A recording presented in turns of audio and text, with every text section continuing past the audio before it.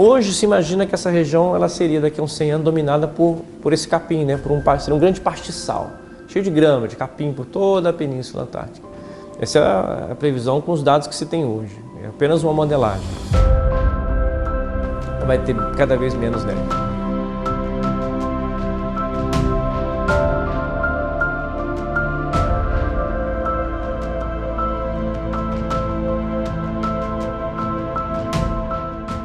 A Antártica é o lugar mais frio da Terra. A temperatura mais baixa já chegou a 93 graus negativos. Aqui estão 90% do gelo e até 70% da água doce do planeta. A imagem clássica são geleiras e mares congelados. O aquecimento global está provocando uma mudança neste cenário, especialmente na Península Antártica, esta faixa que se estende em direção à América do Sul. Em 9 de fevereiro de 2020, cientistas brasileiros detectaram pela primeira vez uma temperatura acima de 20 graus no continente gelado, embora não tenha sido ainda homologada pela Organização Meteorológica Mundial. Alguns dias antes, outra marca já assustava, 18,3 graus, na base argentina Esperança. Até então, a temperatura mais alta havia sido registrada em 2015, 17,5 graus. Eu acredito que a maior planta que tem na Antártica chama-se Deschamps antártica. É uma gramínea, um capim. Você já deve ter visto ele por aí. Esse capim é o que há de maior aqui. Qual é o problema de crescer na Antártica? O solo é congelado. Então não dá para as raízes penetrarem no solo. E aí as plantas ficam pequenininhas, aí você tem o capim, os musgos, que é o que predomina aqui, né? As briófitas, os líquens e outros organismos que não dependem de formar raízes no solo congelado. As marcas da mudança no clima aparecem mais na península e nas ilhas ao seu redor. A Estação Brasileira Comandante Ferraz, reinaugurada em 15 de janeiro de 2020, fica nesta região, na ilha Rei Jorge. Para se ter uma noção de como a Antártica é grande, a distância da base brasileira até o Polo Sul é a mesma até Chuí, no Rio Grande do Sul. Esta é a região do planeta, junto com o Ártico, que mais aqueceu nos últimos 50 anos, 2,8 graus. E fizemos um estudo piloto numa outra ilha aqui perto, chamada Ilha Deception, que é uma caldeira de um vulcão, né? Um lugar interessantíssimo, solta fumaça. E como é uma caldeira de vulcão, a água é quente, vai muito turista tomar banho de mar lá. E aí os turistas estão trazendo cebola, estão trazendo azeitonas. A gente encontra o DNA. Você não vê um pé de azeitona lá, mas você vê o DNA. Então você sabe que aquela região está sendo impactada. E outras regiões que são protegidas, porque a Antártica tem áreas protegidas, você não encontra. Hoje essas plantas não crescem porque é frio. Mas como é uma cadeira de vulcão, pode ser que amanhã comece a aparecer pé de cebola lá na Antártica, em Deception. A nova estação, que substitui a que pegou fogo em 2012, está mais preparada para estudar essas mudanças. Em seus laboratórios, é possível, por exemplo, decifrar o DNA das plantas. Mas esses estudos de diversidade eram feitos basicamente olhando a planta. Só que você olhar a planta pode ser um pouco enganador, porque aqui é muito frio, aqui passa muito tempo escuro, a planta não cresce na sua formosidade completa. Então você tem dificuldade de identificar aquela planta só olhando para ela. Aí entra o DNA. A gente usa o DNA para saber quem aquela planta é de verdade. E estamos descobrindo uma diversidade muito maior do que se imaginava antes. Espécies que não sabia que ocorriam aqui. Mas devido à crise do novo coronavírus, as pesquisas de campo do Programa Antártico Brasileiro, o ProAntar, foram suspensas para o verão de novembro de 2020 a março de 2021. As pesquisas continuarão usando dados coletados na última temporada. Após a pandemia, os cientistas voltarão a contar com a estação moderna e equipada. Vamos colocar a vista de cima para ter uma referência mostrando do mar para a terra. Então você vê uma construção preta, que é o bloco técnico, que a gente chama de coração da estação, onde está toda a praça de máquinas, geradores, caldeira, incinerador, equipamento de tratamento de água e esgoto, Mais para a esquerda começam todas as oficinas e no meio do bloco verde está a parte de onde está a cozinha, o refeitório da nova estação. E aí, passando para o bloco leste, vem os 14 laboratórios com depósito de amostra. E aí nós partimos para o bloco de trás. Ele tem 2 alas camarotes e no meio aí tem academia, tem uma biblioteca, tem uma sala de reuniões.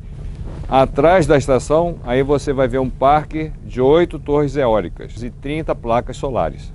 E do lado direito e do lado esquerdo, nós temos 2 lagos e abastecem a estação. O professor Luiz Rosa fez muitas coletas no verão 2019 e 2020. Quando eu cheguei aqui, 6 de novembro, tudo isso aqui estava coberto de neve.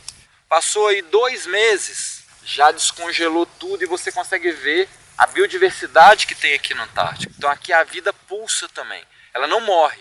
Isso aqui estava tudo congelado, os musgos estavam debaixo da neve, debaixo do gelo, vivos. A temperatura mais elevada provoca rápidas alterações. A Península Antártica é o local do planeta que sofre a maior influência das mudanças climáticas, né? Então, está aumentando a temperatura aqui, os musgos estão aumentando também. E junto com os musgos, esses anéis de doença. Nós estamos querendo entender quais são os organismos que estão causando esses anéis aqui. E aí a gente ataca em diferentes frentes. A primeira é descobrir quais fungos, ou se são fungos que estão acometendo musgo, a gente já consegue precaver e tentar preservar os musgos da Antártica. É um trabalho de preservação. Segundo, se eles estão matando os musgos, eles são capazes de matar plantas, outras plantas, inclusive as plantas de interesse econômico. Se está aquecendo aqui, será que esses fungos podem sair daqui e chegar no Brasil? Então, se a gente conhecer isso aqui, a gente vai saber como combater se um dia sair e chegar no Brasil. A terceira frente é que se o fungo está matando musgo, ele produz uma substância que a gente chama de fitotóxica, capaz de matar uma planta, ou herbicida, capaz de matar uma planta. Então a gente estuda essas substâncias para combater ervas daninhas no Brasil.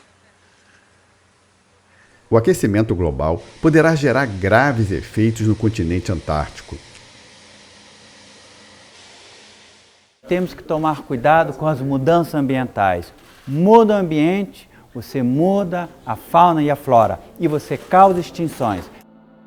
É no passado que cientistas vão buscar respostas para as mudanças atuais na Antártica.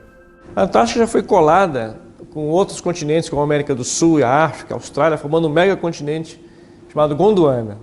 Então, por isso que a gente fala que aqui também tem, se a África tem ouro, né, aqui também tem, porque é a mesma formação geológica. O supercontinente foi distribuído, né, foi dividido e moveu e formou a Antártica. Aqui já teve árvore, aqui já teve dinossauro, aqui já foi mais quente do que é hoje, né?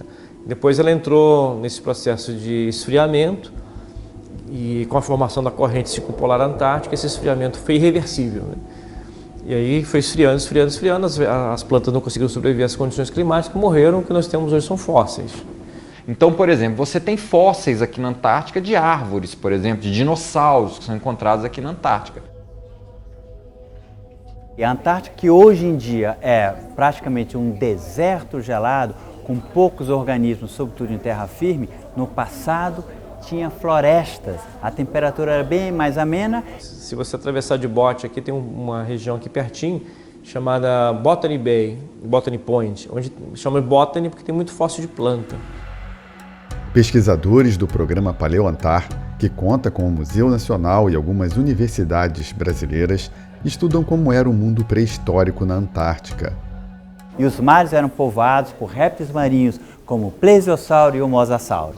Então eram totalmente diferentes dos dias atuais. Esse é um animal bastante curioso e dos répteis marinhos é o mais comum da Antártica. Ele é um plesiosauro. É um animal que tinha um corpo desenvolvido, mas sobretudo reconhecido pelo grande pescoço, como vocês estão vendo nessa reconstrução.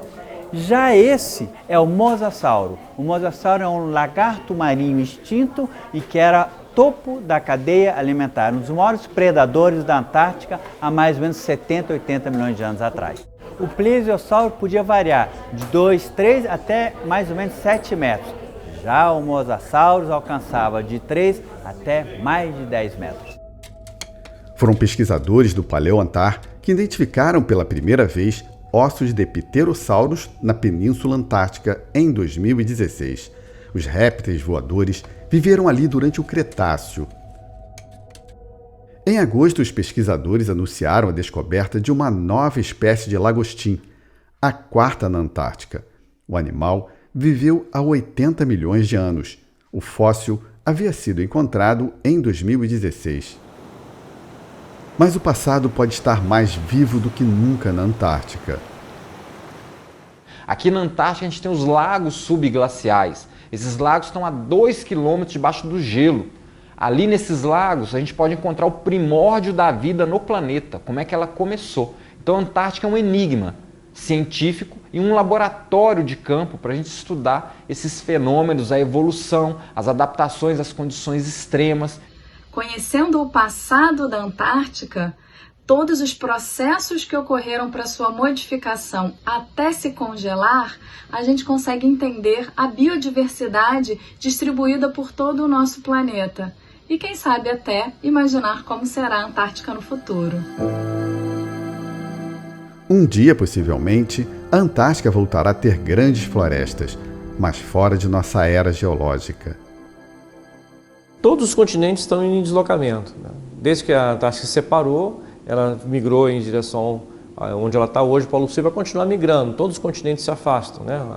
O Brasil está se afastando da África, então novas configurações vão acontecer. Esses continentes eles são fluidos, estão constantemente se movendo através das placas tectônicas, né?